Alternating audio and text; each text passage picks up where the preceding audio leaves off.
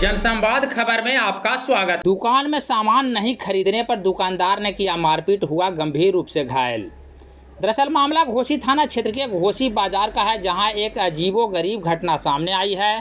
कारण यह है कि बगल वाले दुकान से सामानों की खरीदारी करने पर गुस्साए पड़ोसी दुकानदार ने खरीदार के साथ मारपीट शुरू कर दी, जिसमें एक युवक गंभीर रूप से घायल हो गया। घायल युवक अंकित कुमार, जो बैराम सराय गाँव का निवासी है। मारपीट के दौरान युवक का सर फट गया, जिसे इलाज को लेकर घोसी पीएचसी में भर्ती कराया गया है। इस बाबत मामले की सूचना पुलिस को दी गई है। थाना अध्यक्ष ओम प्रकाश ने बताया कि पुलिस शिकायत के आलोक में मामले की जांच कर रही है। हो, क्या हुआ है तुम्हारे साथ? घोसी थाना में आए हैं और केस करने के लिए आए हैं। मारपीट हुआ है। कौन लोग किया है, किस लिए किया है?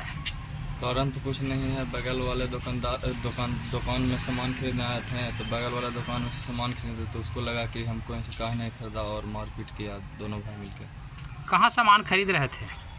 बिहारी पान भंडार ही से सामान खरीदे थे और बाबू पान भंडार वाला। कहाँ, मैंने कौन बाजार? बस स्टैंड घोसी बाजार। घोसी बाजार में। तो पुलिस को सूचना दिए हो?